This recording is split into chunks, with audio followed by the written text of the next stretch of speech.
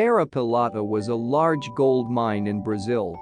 Serra Pelada was a large gold mine in Brazil 430 kilometers, 270 mi, south of the mouth of the Amazon River. In 1979, a local child swimming on the banks of a local river found a 6 grams (0.21 ounces) nugget of gold. Soon word leaked out, and by the end of the week a gold rush had started. During the early 1980s, tens of thousands of prospectors flocked to the Serra Pelada site, which at its peak was said to be not only the largest open-air gold mine in the world, but also the most violent.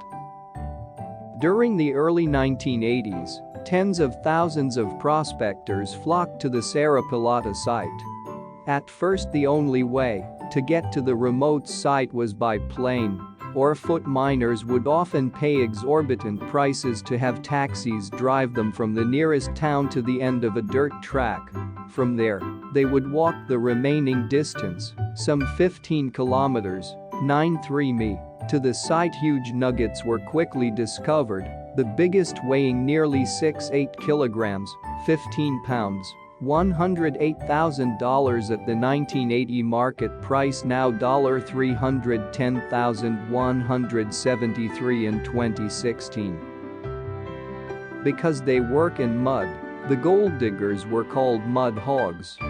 During the peak of the gold rush, the mine was known for appalling conditions and violence, whilst the town that grew up beside it was notorious for both murder and prostitution. Brazilian photographer Sebastião Salgado traveled to the mines of Serra Pelada, taking some of the most haunting pictures of the workers there, highlighting the sheer madness and chaos of the operation. He's quoted as saying, "When he saw the mine, every hair on my body stood on edge. The pyramids, the history of mankind unfolded. I had traveled to the dawn of time." Because of the use of mercury in the gold extraction process, large areas around the mine are considered dangerously contaminated. This is how Sebastião Salgado described the mine during an interview in 1992. "Swept along by the winds that carry the hint of fortune, men come to the gold mine of Serra Pelada. No one is taken there by force, yet once they arrive, all become slaves of the dream of gold and the need to stay alive. Once inside, it becomes impossible to leave. Every time a section finds gold, the men who carry up the loads of mud and earth have, by law, the right to pick one of the sacks they brought out, and inside they may find fortune and freedom." During its peak, the Serra Pelada mine employed some 100,000 diggers. So their lives are a delirious sequence of climbs down into the vast hold and climbs out to the edge of the mine, bearing a sack of earth and the hope of gold. Anyone arriving there for the first time confirms an extraordinary and tormented view of the human animal. 50,000 men sculpted by mud and dreams. All that can be heard are murmurs and silent shouts, the scrape of shovels driven by human hands. Not a hint of a machine. It is the sound of gold echoing through the soul of its pursuers. The discovery of gold in Serra Pelada was unlike any other area on Earth. There was evidence that the gold formed supergenetically, meaning the gold was enriched near the surface by circulation of rainwater, which is unique to the Amazon gold deposits. On average, workers were paid 20 cents for digging and carrying each sack. To this day, the process of supergene enrichment is still unexplained. The best hypothesis so far is that rainwater mixes with the decaying organic matter of the Amazon forest, making the water acidic. This acidic water then becomes a ligand, an ionic network which gold can bond to and therefore be transported by for gold molecules, which then penetrate the ground and eventually accumulate to form an enriched gold zone. Some of the largest gold nuggets in the world formed in these areas. In the pictures, there can be seen a lot of blocky areas. This is actually because for each miner it was assigned a 2 2 meters area. They work in appalling conditions. People would just dig down, because that's all they could do.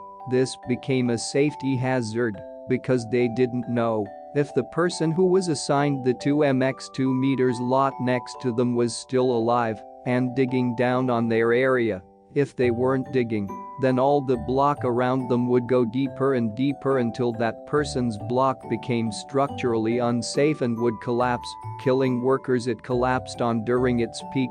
The Serra Pelada mine employed some 100,000 diggers or garimperos in appalling conditions, where violence, death, and prostitution was rampant. The diggers scratched through the soil at the bottom of the open pit, filled it into sacks each weighing between 30 to 60 kilograms, 65 and 130 pounds, and then carried the heavy sacks up some 400 meters of wood and rope ladders to the top of the mine, where it is sifted for gold.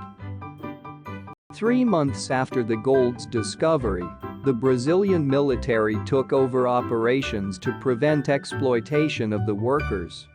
Because they work in mud, the gold diggers were called mud hogs. On average, workers were paid 20 cents for digging and carrying each sack, with a bonus if gold was discovered 3 months after the gold's discovery. The Brazilian military took over operations to prevent exploitation of the workers and conflict between miners and owners. Before the military takeover, basic goods were sold for hugely inflated prices by the mine owners. Water cost $3 a liter, $8.62 in 2016. The government agreed to buy all the gold the garimperos found for 75% of the London Metal Exchange price. The government agreed to buy all the gold the garimperos found for 75% of the London Metal Exchange price. Officially, just under 45 tons of gold was identified, but it is estimated that as much as 90% of all the gold found at Serra Pelada was smuggled away using today's prices. That equates approximately to $15 billion. While the military government banned women and alcohol at the actual mine, the nearby town became a town of stores and whores. Officially, just under 45 tons of gold was identified. Thousands of underage girls prostituted themselves for gold flakes, while around 60-80 unsolved murders occurred in the town every month.